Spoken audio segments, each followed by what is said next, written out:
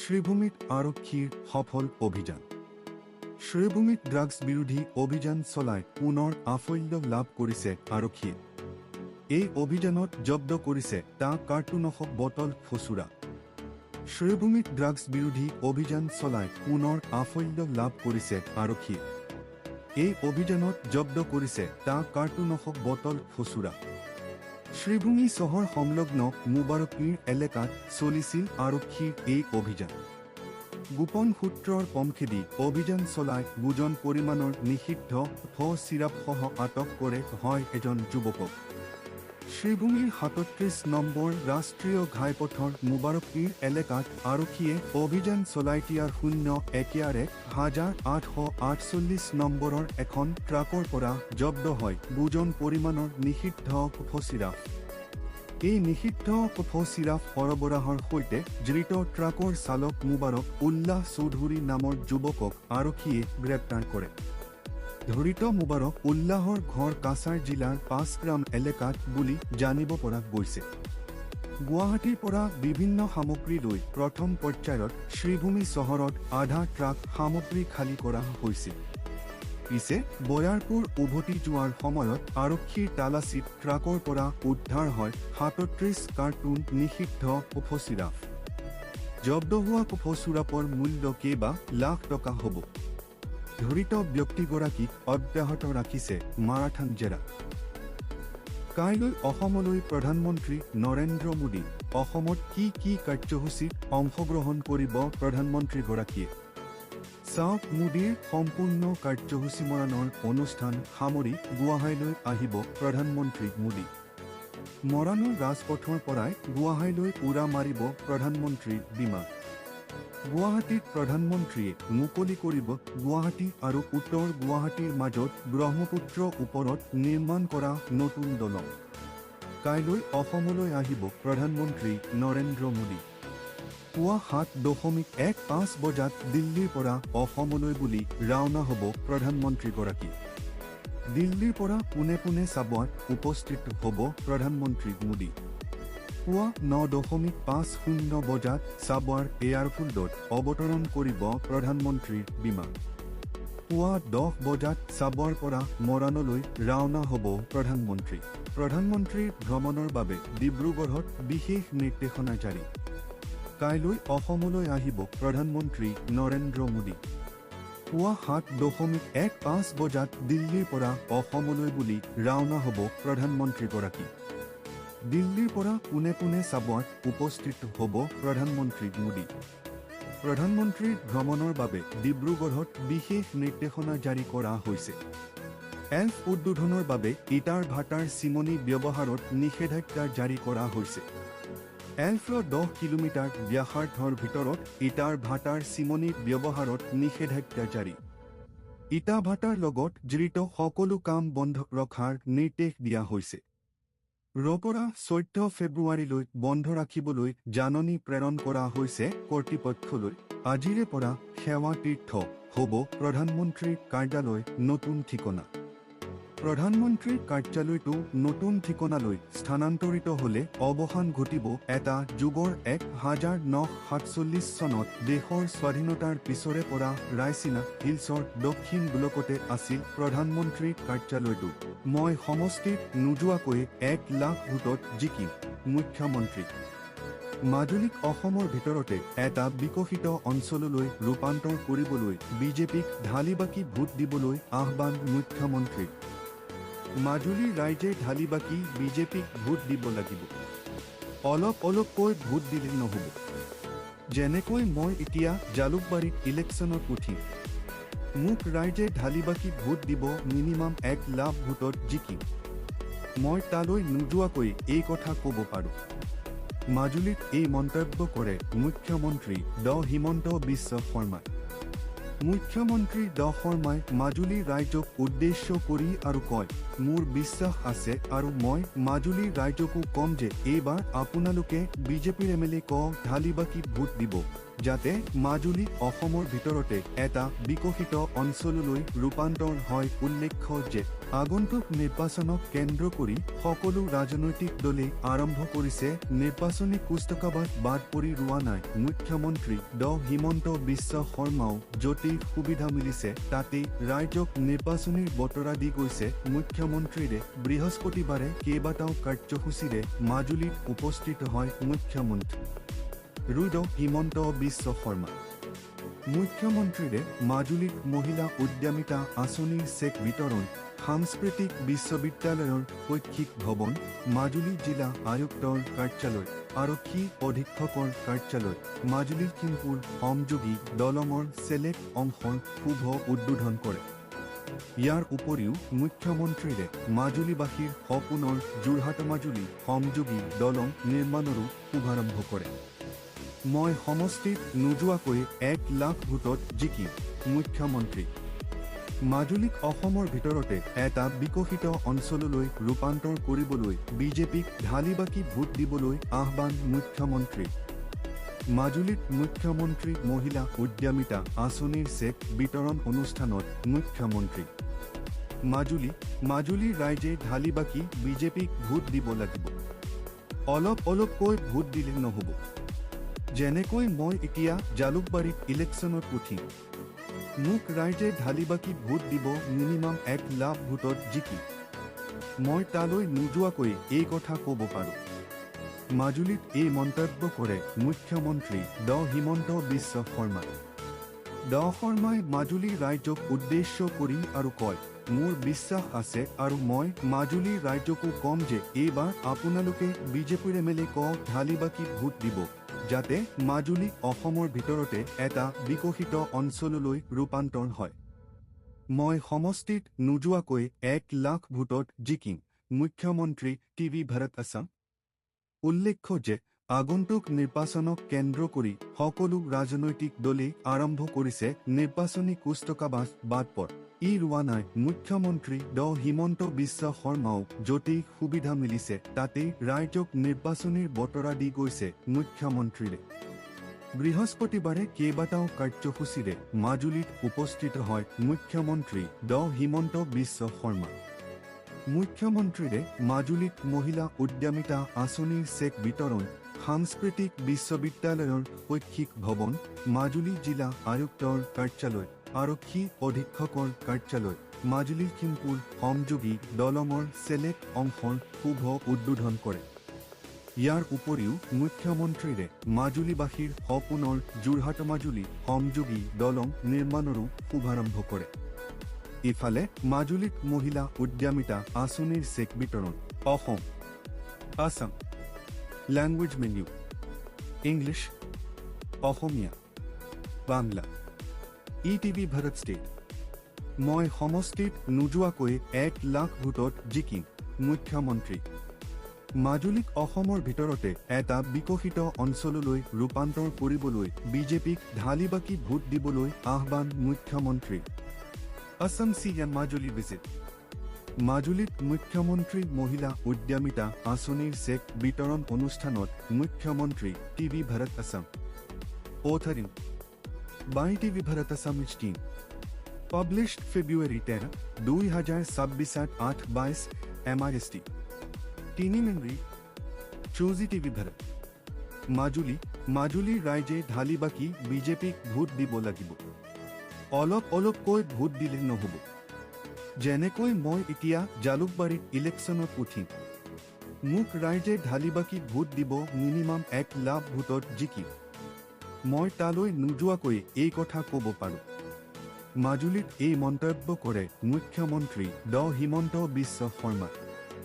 মুখ্যমন্ত্ৰী ড শৰ্মাই মাজুলীৰ ৰাইজক উদ্দেশ্য কৰি আৰু কয়, মোৰ বিশ্বাস আছে আৰু মই মাজুলীৰ ৰাইজকো কম যে এইবাৰ আপোনালোকে বিজেপিৰ MLA ঢালিবাকি ভোট দিব, যাতে মাজুলী অসমৰ ভিতৰতে এটা বিকশিত অঞ্চললৈ ৰূপান্তৰ হয়। মই সমষ্টিত নোযোৱাকৈ 1 লাখ ভোটত জিকিম। মুখ্যমন্ত্ৰী টিভি ভাৰত আছাম। উল্লেখ্য যে আগন্তুক নিৰ্বাচনক কেন্দ্ৰ কৰি সকলো ৰাজনৈতিক দলে আৰম্ভ কৰিছে নিৰ্বাচনী কুচকাৱাজ বাদ পৰি ৰোৱা নাই। মুখ্যমন্ত্ৰী ড হিমন্ত বিশ্ব শৰ্মাও য'তেই সুবিধা মিলিছে তাতেই ৰাইজক নিৰ্বাচনীৰ বতৰা দি গৈছে মুখ্যমন্ত্ৰীৰে। বৃহস্পতিবাৰে কেইবাটাও কাৰ্যসূচীৰে মাজুলীত উপস্থিত হয় মুখ্যমন্ত্ৰী ড হিমন্ত বিশ্ব শৰ্মা।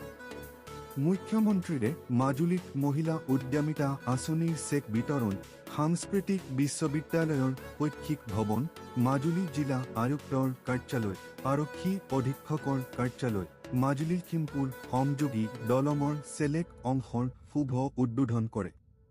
ইয়াৰ উপৰিও মুখ্যমন্ত্ৰীৰে মাজুলীবাসীৰ সপোনৰ যোৰহাট মাজুলী সংযোগী দলং নিৰ্মাণৰো শুভাৰম্ভ কৰে।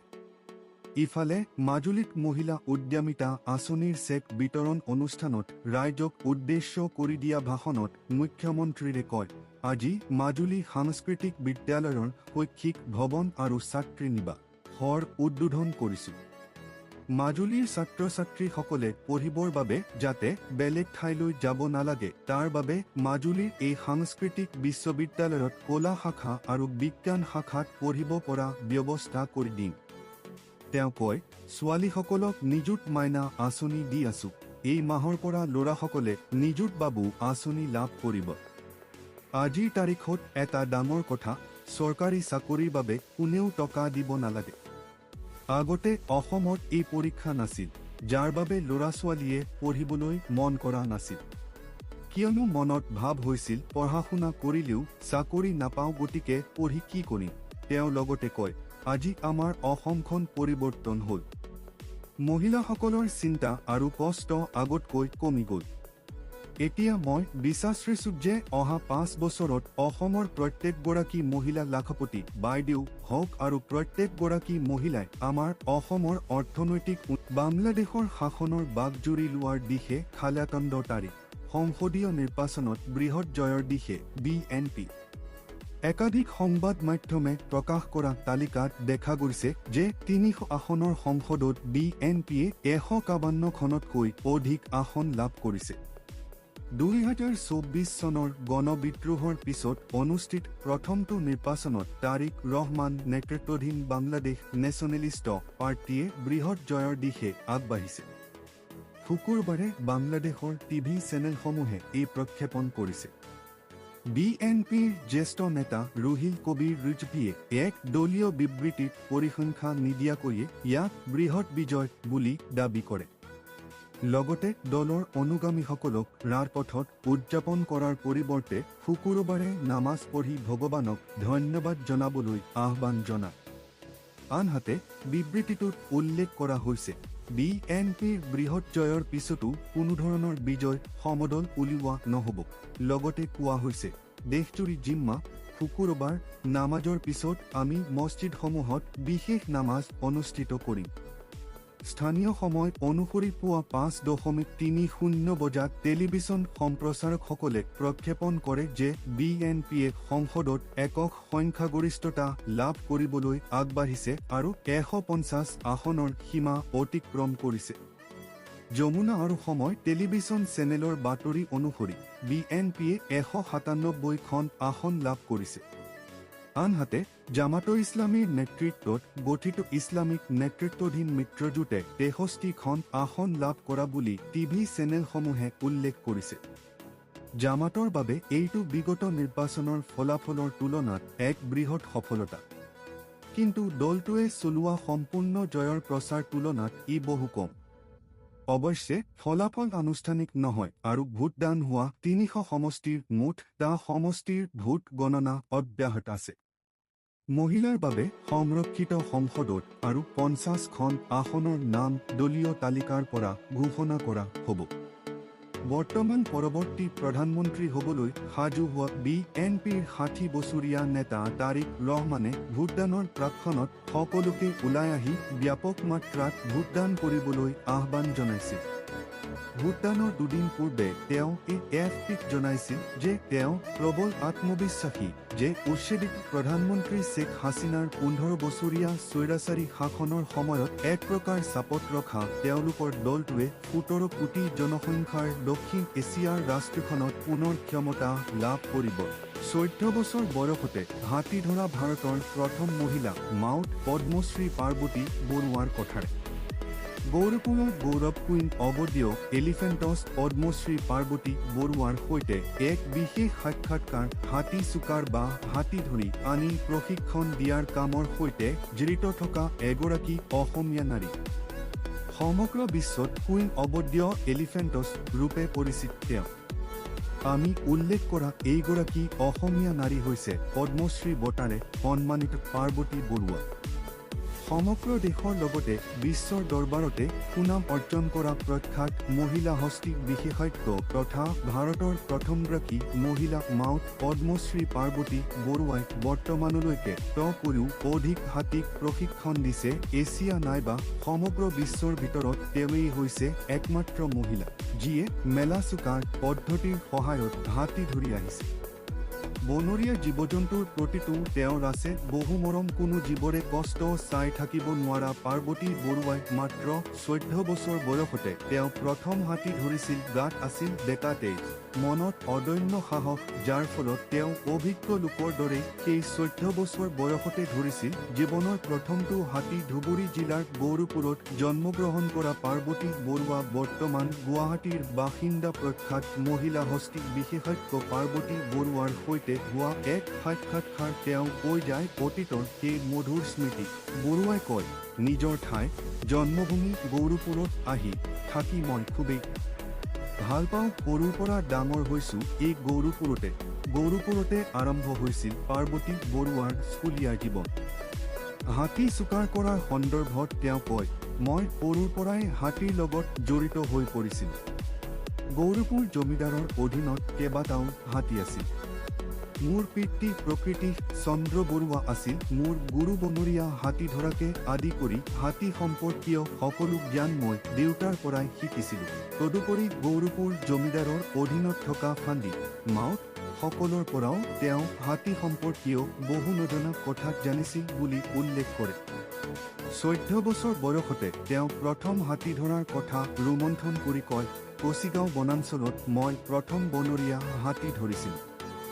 হাতী ধৰাটো মোৰ পেচা নাছিল, কিন্তু হাতী ধৰিবলৈ যি কলা আৰু ধৈৰ্য প্ৰয়োজন সেই বিষয়ে জ্ঞান আহৰণ কৰাৰ বাবেই মই হাতী ধৰাৰ বাবে আগ্ৰহী হৈ পৰিছিলোঁ। তেওঁ আৰু কয়, হাতী ধৰিবলৈ পঢ়া-শুনাৰ দৰকাৰ নাই, মই নিজে বনাঞ্চলত ঘূৰি ফুৰি 14টাকৈ বনৰীয়া হাতী ধৰিবলৈ সক্ষম হৈছিলোঁ। গৌৰৱপুৰৰ ছোৱালী হাইস্কুলত স্কুলীয়া শিক্ষা গ্ৰহণ কৰা পাৰ্বতী বৰুৱাই এবাৰ বনাঞ্চলৰ পৰা হাতী ধৰাৰ পিছতহে মেট্ৰিক পৰীক্ষাত বহিছিল বুলি কৈ অতীতৰ কথা ৰোমন্থন কৰে। আগতে যেতিয়া ট্ৰেংকুইলাইজেশ্যনৰ ব্যৱস্থা নাছিল তেতিয়া গোকুল কাইট লুৰে নিৰ্মাণ কৰা এক প্ৰকাৰ ফান্দ কাইট ৰে বনৰীয়া হাতীক ধৰা হৈছিল বুলি কয় পাৰ্বতী বৰুৱাই। তেওঁ লগতে কয়, হাতীৰ বেমাৰ হ'লে বা অসুস্থ হৈ পৰা হাতীৰ চিকিৎসা মই নিজে কৰোঁ। হাতীৰ চিকিৎসাৰ ক্ষেত্ৰত মই মাউটৰ হাতত সকলোখিনি এৰি নিদিওঁ। হাতীৰ চিকিৎসা কৰিবলৈ হ'লে মই নিজে কৰোঁ। হাতীৰ প্ৰশিক্ষণ, হাতীৰ চিকিৎসা এইবোৰৰ কামতে ব্যস্ত থকা পাৰ্বতী বৰুৱাই মাউতে কি কৰিব লাগে বা নালাগে সেই দিশবোৰো নিজেই তেওঁ চোৱাচিতা কৰি আহিছে বুলি উল্লেখ কৰে। বায়ুসেনা অসমলৈ বাৰে বাৰে আহি আছে যাতে অসমৰ পৰা নিযুক্তি বৃদ্ধি পায়। মৰাণৰে পৰিদৰ্শন মুখ্যমন্ত্ৰী। প্ৰধানমন্ত্ৰীৰ আগমনৰ পূৰ্বে মৰাণৰ ELF উপস্থিত হৈ প্ৰস্তুতিৰ বুজ ল'লে মুখ্যমন্ত্ৰীয়ে। বায়ুসেনাৰ বিমান অৱতৰণৰ দৃশ্য চাবলৈ বিদ্যালয় মহাবিদ্যালয়ৰ ছাত্ৰ-ছাত্ৰীলৈ বিশেষ আহ্বান মুখ্যমন্ত্ৰী। এদিনীয়া ভ্ৰমণসূচীৰে অহা 14 ফেব্ৰুৱাৰীত অসমলৈ আহিব প্ৰধানমন্ত্ৰী নৰেন্দ্ৰ মোদী। সেইদিনা প্ৰধানমন্ত্ৰীয়ে উদ্বোধন কৰিবলগীয়া মৰাণৰ 4-লেনযুক্ত ৰাষ্ট্ৰীয় ঘাইপথত নৱনিৰ্মিত ELF বৃহস্পতিবাৰে সন্ধিয়া উপস্থিত হৈ অনুষ্ঠানৰ প্ৰস্তুতিৰ বুজ লয় মুখ্যমন্ত্ৰী ড হিমন্ত বিশ্ব শৰ্মাই। প্ৰধানমন্ত্ৰীয়ে বিশেষ বিমানেৰে অৱতৰণ কৰিবলগা ৰাষ্ট্ৰীয় ঘাইপথৰ ELF পৰিদৰ্শন কৰি সকলো ব্যৱস্থাপনাৰ বুজ লয় মুখ্যমন্ত্ৰীয়ে। আনহাতে প্ৰধানমন্ত্ৰীৰ অনুষ্ঠানৰ বাবে নিৰ্মাণ কৰা মণ্ডপৰ লগতে নিৰাপত্তা ব্যৱস্থাও পৰ্যবেক্ষণ কৰে মুখ্যমন্ত্ৰীয়ে। তদুপৰি সাধাৰণ নাগৰিকৰ বাবে নিৰ্ধাৰণ কৰা স্থান প্ৰত্যক্ষ কৰে মুখ্যমন্ত্ৰীয়ে। ইফালে ELFে মুখ্যমন্ত্ৰীয়ে জিলা প্ৰশাসন আৰু বায়ুসেনাৰ শীৰ্ষ বিষয়াসকলৰ সৈতে মত বিনিময় কৰে। সাংবাদিকৰ সৈতে মত বিনিময় কৰি মুখ্যমন্ত্ৰী ড হিমন্ত বিশ্ব শৰ্মাই কয়, 14 ফেব্ৰুৱাৰীৰ দিনটো অসমৰ বাবে এক ঐতিহাসিক দিন হ'ব। অহা 14 তাৰিখে ভাৰতীয় বায়ুসেনাই মৰাণৰ ইমাৰ্জেঞ্চি লেণ্ডিং ফিল্ডত ৰাষ্ট্ৰীয় ঘাইপথৰ ওপৰত বিমান অৱতৰণ কৰাব। যুদ্ধ বিমান তেজছ, সুখিয়, ৰাফেল, ট্ৰেন্সপৰ্ট বিমান আৰু বিভিন্ন ধৰণৰ হেলিকপ্টাৰ অৱতৰণ কৰিব।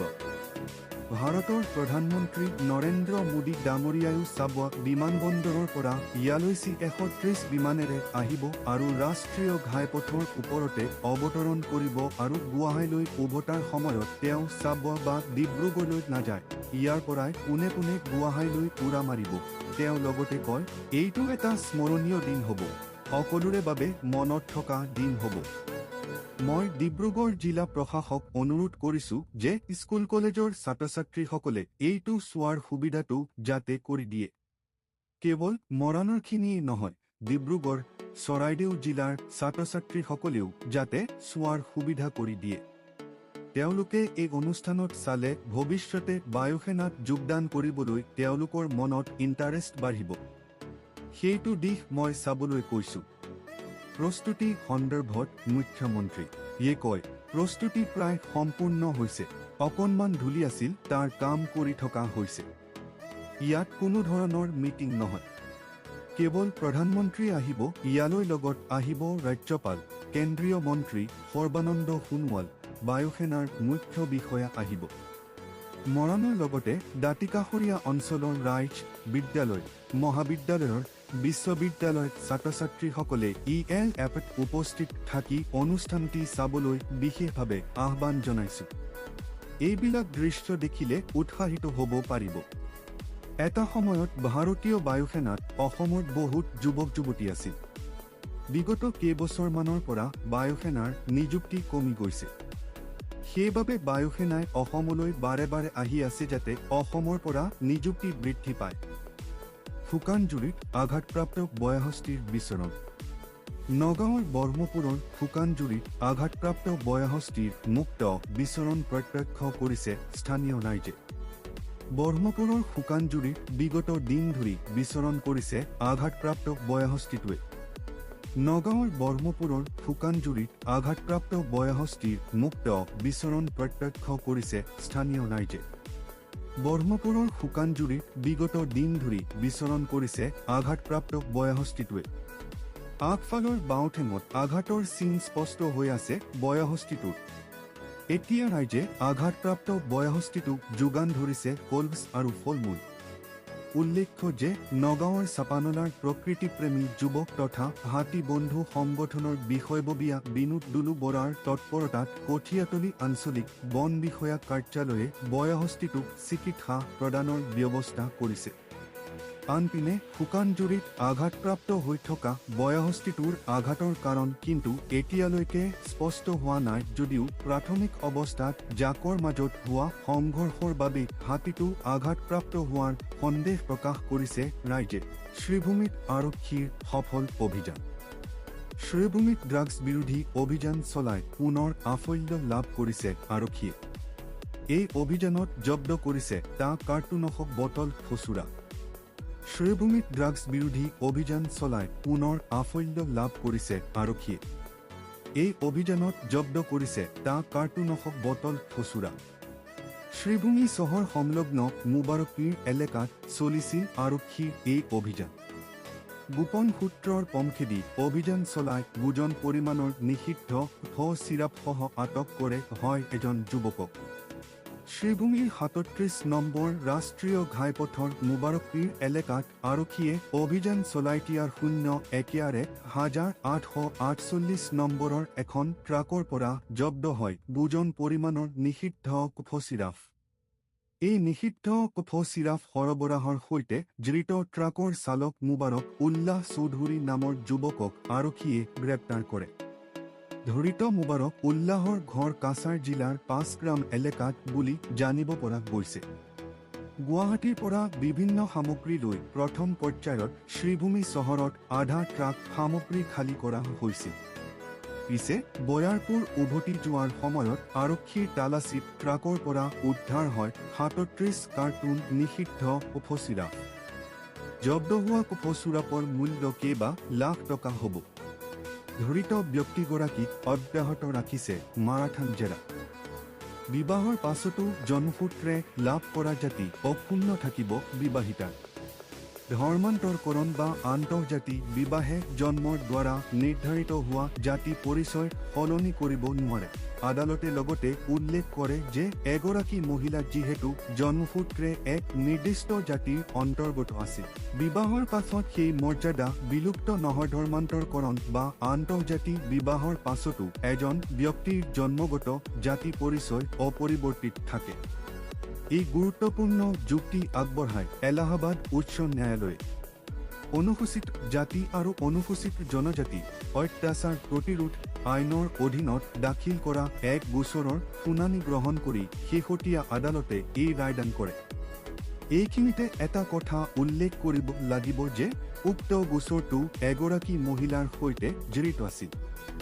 দুগৰাকী মহিলা জন্মসূত্ৰে অনুসূচিত জাতিৰ আছিল যদিও এগৰাকী উচ্চবৰ্ণৰ পুৰুষক তেওঁ বিবাহ কৰাইছিল। ইয়াৰ পাছতে মহিলাগৰাকীয়ে দীনেশ নামৰ এজন ব্যক্তিসহ ৮জন লোকৰ বিৰুদ্ধে মাৰপিট কৰা আৰু জাতিগত গালিগালাজৰ অভিযোগ উত্থাপন কৰিছিল আদালতত। তাৰ পাছতে আইনে আলিগড় বিশেষ আদালতত অভিযুক্তসকলক বিচাৰৰ মুখামুখি হ'বলৈ চমন জাৰি কৰিছিল। ইয়াৰ পাছতে আদালতত অভিযুক্ত পক্ষই এই নিৰ্দেশৰ প্ৰত্যাহ্বান জনাই উচ্চ ন্যায়ালয়ৰ কাষ চাপিছিল। আদালতত তেওঁলোকৰ যুক্তি আছিল যে মহিলাগৰাকী জন্মসূত্ৰে অনুসূচিত জাতিৰ হ'লেও এজন জাত সম্প্ৰদায়ৰ লোকক বিবাহ কৰোৱাৰ পাছত তেওঁ নিজৰ পূৰ্বৰ জাতিৰ মৰ্যাদা হেৰুৱাইছে। বিবাহৰ পাছত এগৰাকী মহিলা তেওঁৰ স্বামীৰ জাতিৰ সদস্য হৈ পৰে। গতিকে তেওঁৰ ক্ষেত্ৰতে চি অথবা চেণ্ট আইন প্ৰযোজ্য হ'ব নালাগে। এই যুক্তিৰ পাছত ন্যায়াধীশ অনিল কুমাৰৰ বিচাৰপীঠে এই যুক্তি খাৰিজ কৰি 10 ফেব্ৰুৱাৰীত স্পষ্ট কৰি দিয়ে যে ধৰ্মান্তৰকৰণ বা আন্তঃজাতি বিবাহে জন্মৰ দ্বাৰা নিৰ্ধাৰিত হোৱা জাতি পৰিচয় সলনি কৰিব নোৱাৰে।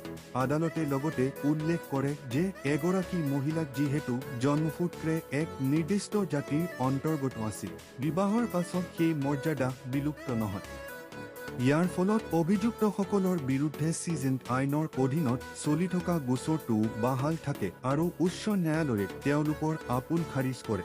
অসমৰ পথ আৰু দলং নিৰ্মাণৰ বাবে কেন্দ্ৰীয় চৰকাৰৰ ৭৪৭.৭২ কোটি টকাৰ অনুমোদন অসমৰ বাবে আছে। আৰু এটা ভাল খবৰ, অসমৰ যাতায়াত আৰু আন্তঃগাঁথনিৰ দ্ৰুত উন্নয়ন লক্ষ্যৰে কেন্দ্ৰীয় চৰকাৰে এক বৃহৎ পুঁজি অনুমোদন জনাইছে। এই কথা ৰাজহুৱা কৰিছে কেন্দ্ৰীয় মন্ত্ৰী নীতিন গাডকাৰীয়ে। অসমৰ বাবে আছে আৰু এটা ভাল খবৰ, অসমৰ যাতায়াত আৰু আন্তঃগাঁথনিৰ দ্ৰুত উন্নয়ন লক্ষ্যৰে কেন্দ্ৰীয় চৰকাৰে এক বৃহৎ পুঁজি অনুমোদন জনাইছে। এই কথা ৰাজহুৱা কৰিছে কেন্দ্ৰীয় মন্ত্ৰী নীতিন গাডকাৰীয়ে। মন্ত্ৰীগৰাকীয়ে সামাজিক মাধ্যম যোগে অৱগত কৰে যে কেন্দ্ৰীয় পথ আন্তঃগাঁথনি পুঁজি চমুকৈ CRIF আঁচনিৰ অধীনত ৰাজ্যখনৰ বিভিন্ন পথ উন্নয়নমূলক প্ৰকল্পৰ বাবে মুঠ ৬১৭.৯৮ কোটি টকা ধাৰ্য কৰা হৈছে। ইয়াৰ উপৰি সংযোগ ব্যৱস্থা অধিক সুদৃঢ় কৰিবলৈ CRIF সেতু বন্ধন আঁচনিৰ অধীনত ৰাজ্যৰ নতুন দলং নিৰ্মাণৰ বাবে অতিৰিক্ত ১২৯.৭৪ কোটি টকা অনুমোদন জনোৱা হৈছে। প্ৰণোধানযোগ্য যে 14 ফেব্ৰুৱাৰীত দেশৰ প্ৰধানমন্ত্ৰী নৰেন্দ্ৰ মোদীয়ে গুৱাহাটী উত্তৰ গুৱাহাটী সংযোগী কুমাৰ ভাস্কৰ বৰ্মা সেতু ৰাইজৰ বাবে মুকলি কৰিব। ইয়াৰ প্ৰাক মুহূৰ্ততে গাদকাৰীয়ে জনোৱা এই খবৰো অসমৰ বাবে এক আশাব্যঞ্জক খবৰ। নাৰেংগীৰ ঔগুলিত পথ দুৰ্ঘটনা। ঘটনাত গুৰুতৰভাৱে আঘাতপ্ৰাপ্ত চাৰিচকীয়া বাহনখনৰ চালকজন। নিমমাটি আৰক্ষীয়ে সংকটজনক অৱস্থাত চিকিৎসালয়লৈ লৈ প্ৰেৰণ কৰে চালকজনক। 5 দিনীয়া কাৰ্যসূচীৰে শীঘ্ৰে ভাৰত ভ্ৰমণলৈ ব্ৰাজিলৰ ৰাষ্ট্ৰপতি লীলা দা চিলভা। 19-20 ফেব্ৰুৱাৰীত হ'বলগা ইম্পেক্ট ছামিটত অংশগ্ৰহণ কৰিব ব্ৰাজিলৰ ৰাষ্ট্ৰপতিগৰাকীয়ে। ব্ৰাজিলৰ ৰাষ্ট্ৰপতি লুইছ ইনাচিও লীলা দা চিলভাই 5 দিনীয়া ভ্ৰমণসূচীৰে 18 ফেব্ৰুৱাৰীত ভাৰতত উপস্থিত হ'ব। দেশখনত উপস্থিত হোৱাৰ পিছত প্ৰধানমন্ত্ৰী নৰেন্দ্ৰ মোদীৰ সৈতে কেইবাখনো বৈঠকত মিলিত হ'ব ব্ৰাজিলৰ ৰাষ্ট্ৰপতিগৰাকী। তেওঁ ইম্পেক্ট শীৰ্ষক সন্মিলনতো কৰিব অংশগ্ৰহণ। ৰাষ্ট্ৰপতি লীলাৰ ভাৰত ভ্ৰমণে দুয়োখন দেশৰ দ্বিপাক্ষিক কৌশলগত অংশীদাৰিত্ব আৰু অধিক শক্তিশালী কৰি তুলিব। এই আলোচনাই দুখন দেশৰ দ্বিপাক্ষিক, আঞ্চলিক আৰু বিশ্ব মঞ্চতো সহযোগিতা দাৱ কৰাৰ বাবে এক দূৰদৰ্শী কাৰ্যসূচীৰ ৰূপৰেখা দাঙি ধৰিব বুলি বৈদেশিক পৰিক্ৰমা মন্ত্ৰালয়ে প্ৰকাশ কৰিছে। কাৰ্যসূচী অনুসৰি 21 ফেব্ৰুৱাৰীত প্ৰধানমন্ত্ৰী মোদীয়ে ৰাষ্ট্ৰপতি লীলাক সাক্ষাৎ কৰিব আৰু দুয়োগৰাকী নেতাই দ্বিপাক্ষিক সম্পৰ্কৰ সকলো দিশ পুনৰীক্ষণ কৰিব। মন্ত্ৰালয়ৰ তৰফৰ পৰা কোৱা হৈছে যে বহুপক্ষীয় মঞ্চত সহযোগিতা, সংস্কাৰিত বহুপক্ষীয়তাবাদ, বিশ্ব শাসন আৰু গ্লবেল চাউথৰ সৈতে জড়িত বিষয়সমূহকে ধৰি পাৰস্পৰিক স্বাৰ্থৰ আঞ্চলিক আৰু বিশ্বব্যাপী বিষয়সমূহৰ ওপৰতো দুয়োগৰাকী নেতাই মত বিনিময় কৰিব। 19-20 ফেব্ৰুৱাৰীত 2 দিনীয়া কাৰ্যসূচীৰে অনুষ্ঠিত হ'বলগীয়া ইম্পেক্ট ছামিটত অংশগ্ৰহণ কৰিব ব্ৰাজিলৰ ৰাষ্ট্ৰপতিগৰাকীয়ে। তেওঁৰ সৈতে প্ৰায় 14গৰাকী মন্ত্ৰী আৰু ব্ৰাজিলৰ কোম্পানীসমূহৰ শীৰ্ষ মুৰব্বীসকলৰ এক বৃহৎ প্ৰতিনিধি দল উপস্থিত থকাৰ সম্ভাৱনা আছে। ৰাষ্ট্ৰপতিগৰাকীৰ সৈতে অহা মন্ত্ৰীসকলে ভাৰতত থকা একে পদবীৰ মন্ত্ৰীসকলে সাক্ষাৎ কৰাৰ সম্ভাৱনা আছে। ব্ৰাজিলৰ ৰাষ্ট্ৰপতিগৰাকীৰ ভ্ৰমণৰ সময়ত অনুষ্ঠিত হ'বলগীয়া ব্যৱসায়িক আলোচনা চক্ৰত মুখ্য কাৰ্যবাহী বিষয়াসকলে অংশগ্ৰহণ কৰাৰ সম্ভাৱনা আছে, যিয়ে দুয়োখন দেশৰ মাজত ক্ৰমাৎ বৃদ্ধি পোৱা বাণিজ্য আৰু বাণিজ্যিক সম্পৰ্কক প্ৰতিফলিত কৰিব। এয়া ৰাষ্ট্ৰপতি লীলাৰ ষষ্ঠটো ভাৰত ভ্ৰমণ। 2004 চনত গণৰাজ্য দিৱস উদযাপনৰ বাবে সন্মানীয় অতিথি হিচাপে তেওঁ প্ৰথমবাৰৰ বাবে ভাৰত ভ্ৰমণ কৰিছিল। আনহাতে শেষবাৰৰ বাবে জি সন্মিলনৰ বাবে 2023 চনৰ ছেপ্টেম্বৰ মাহত ভাৰত ভ্ৰমণ কৰিছিল ব্ৰাজিলৰ ৰাষ্ট্ৰপতিগৰাকীয়ে। অৱশ্যে ইয়াৰ মাজতে নিয়মীয়া বৈঠকত মিলিত হৈছে প্ৰধানমন্ত্ৰী মোদী আৰু ৰাষ্ট্ৰপতি লীলা। বিগত বৰ্ষৰ 7-8 জুলাইত ব্ৰাজিল ভ্ৰমণ কৰিছিল ভাৰতৰ প্ৰধানমন্ত্ৰী মোদীয়ে। বৈদেশিক পৰিক্ৰমা মন্ত্ৰালয়ে এক বিবৃতিত কয় যে ভাৰত আৰু ব্ৰাজিলৰ এক আন্তৰিক, ঘনিষ্ঠ আৰু বহুমুখী কৌশলগত অংশীদাৰিত্ব আছে, যিটো ভাগ বতৰা কৰা গণতান্ত্ৰিক মূল্যবোধ, জনসাধাৰণৰ মাজত ঘনিষ্ঠ সম্পৰ্ক আৰু গুৰুত্বপূৰ্ণ ক্ষেত্ৰত ক্ৰমবৰ্ধমান সহযোগিতাৰ ওপৰত ভিত্তি কৰি গঢ় লৈ উঠিছে। এই দুখন বৃহৎ গণতান্ত্ৰিক দেশে 2006 চনৰ পৰা কৌশলগত অংশীদাৰ হৈ আহিছে। লেটিন আমেৰিকা অঞ্চলত ব্ৰাজিল ভাৰতৰ সৰ্ববৃহৎ বাণিজ্যিক অংশীদাৰ আৰু বাণিজ্য আৰু বিনিয়োগ, প্ৰতিৰক্ষা আৰু শক্তিৰ দৰে ক্ষেত্ৰত দুয়ো দেশৰ দ্বিপাক্ষিক সম্পৰ্ক দায় হৈ আছে। মুকলি আকাশৰ তললৈ বীৰ লাচিত সেনাৰ নেতা ৰন্টি পানিফিকন আৰু বিকাশ অসম। অৱশেষত কাৰাগাৰৰ পৰা মুকলি হ'ল বীৰ লাচিত সেনাৰ নেতা ৰন্টি পানিফিকন আৰু বিকাশ অসম। অনাগত দিনত সচেতনভাৱে জাতিৰ সংগ্ৰামত কাম কৰাৰ অংগীকাৰ।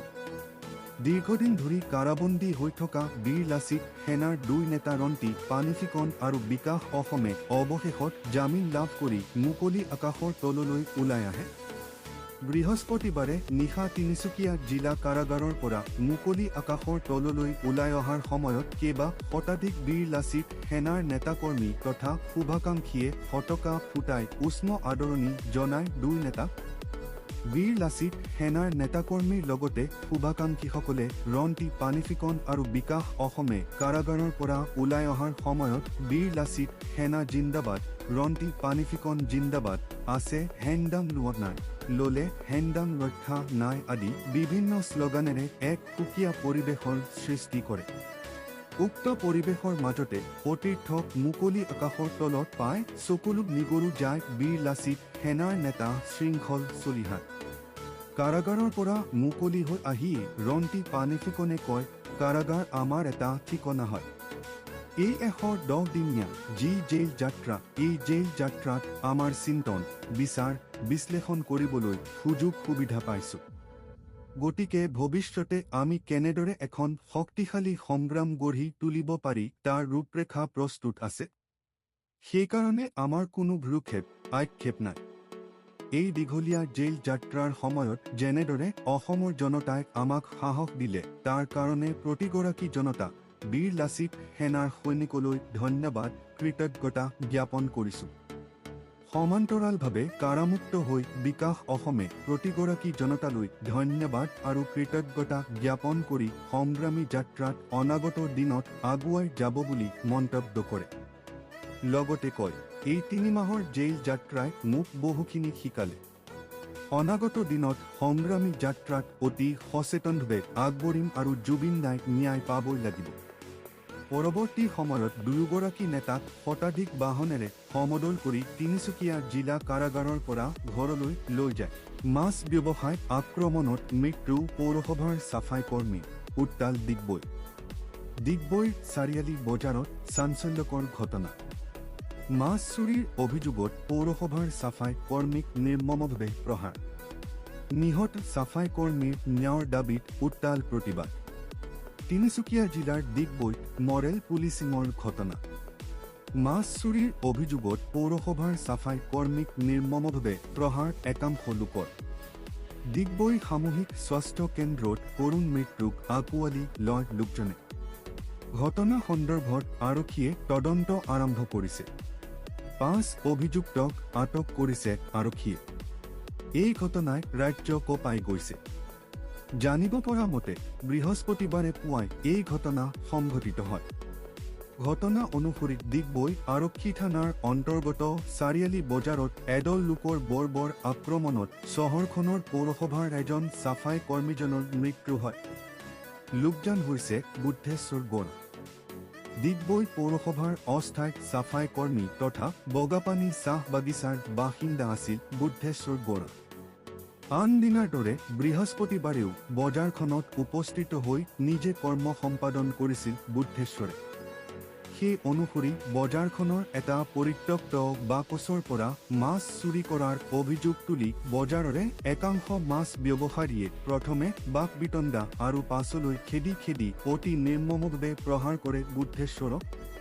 প্ৰত্যক্ষদৰ্শীৰ ভাষ্য অনুসৰি চাফাই কৰ্মীক বুদ্ধেশ্বৰে প্ৰহাৰ নকৰিবলৈ অনুৰোধ কৰিছিল। কিন্তু তেওঁৰ অনুৰোধ নুশুনি ব্যৱসায়ীসকলে তেওঁক নিৰ্মমভাৱে প্ৰহাৰ কৰে আৰু পিছত আৰক্ষীক চমজাই দিয়ে।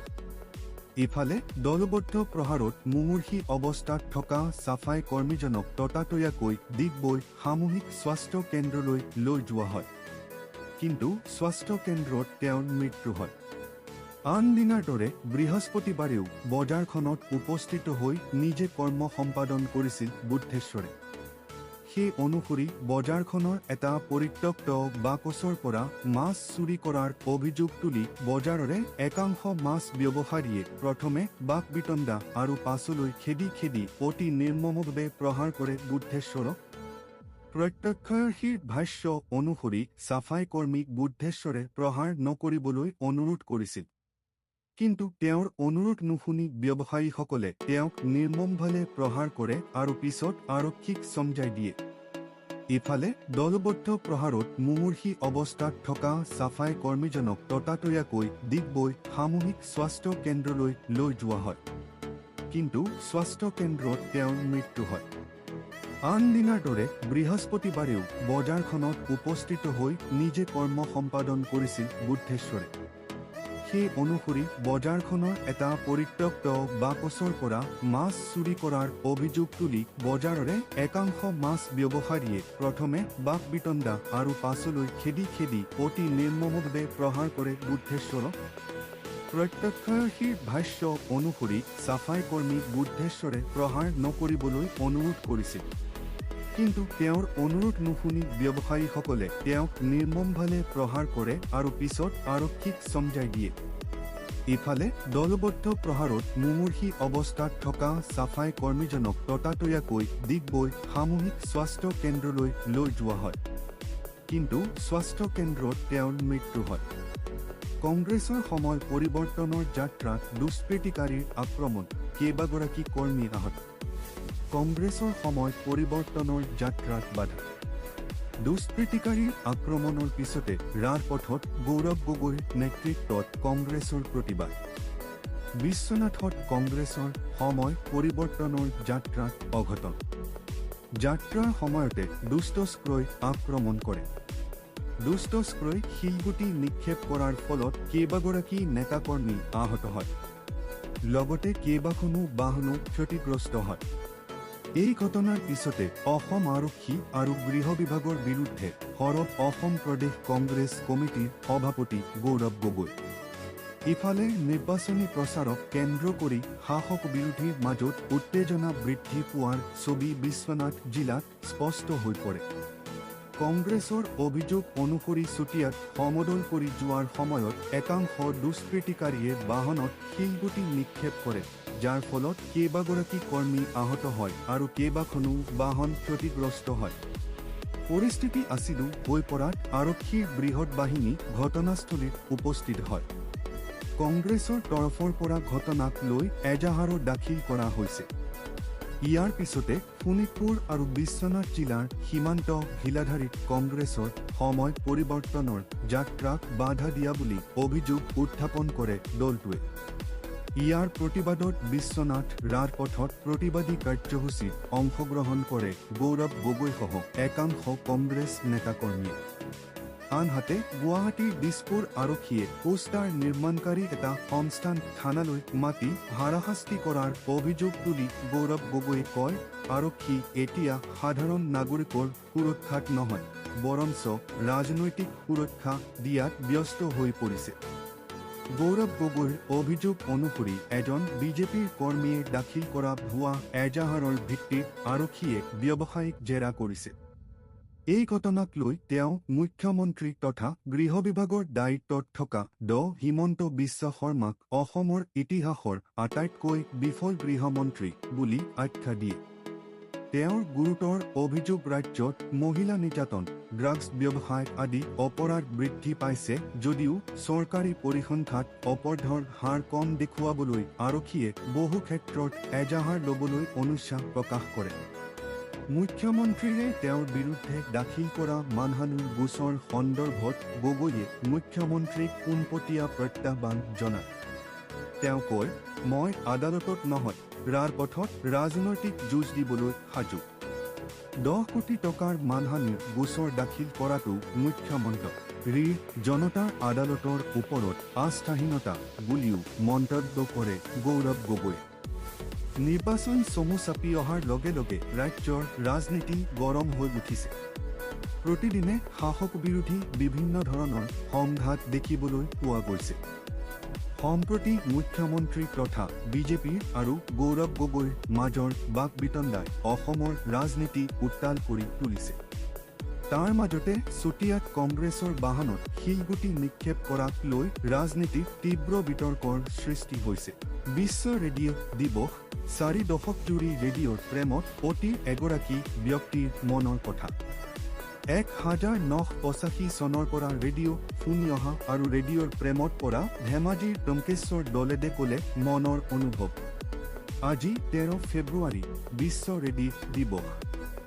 প্ৰতি বছৰে 13 ফেব্ৰুৱাৰীত এই দিৱস উদযাপন কৰা হয়। 2011 চনতেই ইউনেস্কোৱে বিশ্বজুৰি ৰেডিঅ'ৰ গুৰুত্ব, তথ্য প্ৰদান, যোগাযোগ আৰু জনসচেতনতা সৃষ্টিত ইয়াৰ ভূমিকাৰ বিষয়ে সজাগতা সৃষ্টি কৰাৰ উদ্দেশ্যে এই দিৱসটো উদযাপনৰ সিদ্ধান্ত গ্ৰহণ কৰে। 1896 চনত ইটালীয়ান বিজ্ঞানী মাৰ্কনিয়ে আৱিষ্কাৰ কৰা ৰেডিঅ' হৈছে গণসংযোগ তথা বিশ্বজনীন এক প্ৰচাৰ মাধ্যম। এসময়ৰ অতিকৈ জনপ্ৰিয় গণসংযোগৰ মাধ্যম হিচাপে পৰিগণিত আছিল ৰেডিঅ'। দেশ বিদেশৰ বাতৰিৰ উপৰিও জ্ঞান বিজ্ঞান, মনোৰঞ্জন, শিল্পকলা, সংগীত, নাটক, কৃষি উদ্যোগ, কিশোৰ চেমনীয়া, পুৰুষ মহিলা আদি প্ৰতিটো ক্ষেত্ৰত ৰেডিঅ' আছিল কামধেনু সদৃশ। ৰেডিঅ' শুনি দিনটো আৰম্ভণি কৰাৰ পৰা দৈনন্দিন কাম কাজ কৰালৈ, আনকি শুনি শুনি টোপনি যোৱালৈকে ৰেডিঅ'টোৱে আছিল বহুতৰ বাবে জীৱন লগৰী। অৱশ্যে প্ৰৱৰ্তিত সময়ৰ ধামখিমিয়াত ৰেডিঅ'ৰ সেই জনপ্ৰিয়তা আৰু উপযোগিতা বহুখিনি হ্ৰাস পালে। আধুনিক বিজ্ঞান আৰু প্ৰযুক্তিৰ প্ৰসাৰৰ লগে লগে ৰেডিঅ'ৰ স্থান দখল কৰিলে বিভিন্ন বৈদ্যুতিন মাধ্যমে। আৰু এতিয়া মোবাইল ফোনৰ যুগত ৰেডিঅ'ৰ স্থান দখল কৰিলে স্মাৰ্টফোনে। স্মাৰ্টফোন নহ'লে যেন এতিয়া জীৱনৰ গতি স্থবিৰ। কিন্তু তাৰ মাজতো ব্যক্তিবিশেষৰ মাজত ৰেডিঅ'ৰ জনপ্ৰিয়তা এতিয়াও কমা নাই। আনহাতে বহু অঞ্চলত এতিয়াও ৰেডিঅ'ই গণমাধ্যমৰ ভূমিকা পালন কৰি আহিছে। পুৱাৰ পৰা নিশালৈকে বহু লোকে এতিয়াও নিয়মিত ৰেডিঅ' শুনে। তেনে এগৰাকী ব্যক্তিয়ে হৈছে ধেমাজিৰ টঙ্কেশ্বৰ দলে। বিশ্ব ৰেডিঅ' দিৱসৰ দিনটোত 1985 চনৰ পৰাই ৰেডিঅ' শুনি ভাল পোৱা টঙ্কেশ্বৰ দলে ক'লে মনৰ অনুভৱ। 40 বছৰো অধিককাল ৰেডিঅ' শুনি অহা ধেমাজিৰ টঙ্কেশ্বৰ দলে কয়, 1985 চনৰে পৰা ৰেডিঅ' শুনি আহিছোঁ। ৰেডিঅ'টোৰ পৰা কম খৰচতে বহুত নজনা কথা জানিব পৰা যায়, বাতৰি শুনিব পৰা যায়, কৃষি অনুষ্ঠান শুনিব পৰা যায় আৰু বিভিন্ন ধৰণৰ জ্ঞানমূলক কথা কয়। এতিয়াও 3টা ৰেডিঅ' সক্ৰিয় হৈ আছে। এতিয়ালৈকে 10টা ৰেডিঅ' কিনিলোঁ।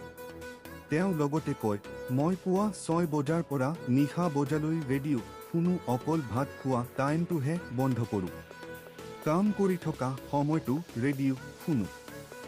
শেহতীয়াকৈ প্ৰধানমন্ত্ৰীৰ মন কী বাত অনুষ্ঠানে ৰেডিঅ'ৰ জনপ্ৰিয়তা পুনৰ বৃদ্ধি কৰিছে আৰু মানুহে ৰেডিঅ' শুনিবলৈ আৰম্ভ কৰিছে। উল্লেখ্য যে সাম্প্ৰতিক ডিজিটেল ক্ষেত্ৰৰ উত্তৰণৰ সময়তো গ্ৰাম্য সমাজত এতিয়াও বহুতৰে বুকুৰ আপোন হৈছে ৰেডিঅ'। তথ্য আৰু প্ৰযুক্তিৰ উন্নত ডিজিটেল ব্যৱস্থাই ঢুকি নোপোৱা ঠাইত ৰেডিঅ'ৰ সেৱা সহজে উপলব্ধ হয়। সেয়ে এতিয়াও বহুতে ৰেডিঅ'ৰ মুখ এৰিব পৰা নাই। ইয়াৰ জৰিয়তে বিচাৰি পায় জীৱনৰ মাদকতা। বহুতৰে জীৱনৰ অবিচ্ছেদ্য অংগ হৈ পৰিছে এই ৰেডিঅ'। বিচাৰি পাইছে মনৰ প্ৰশান্তি। নিউজ চাই ভাল পাইছি যদি চেনেলটো ছাবস্ক্ৰাইব, লাইক, কমেণ্ট আৰু শ্বেয়াৰ কৰি দিব।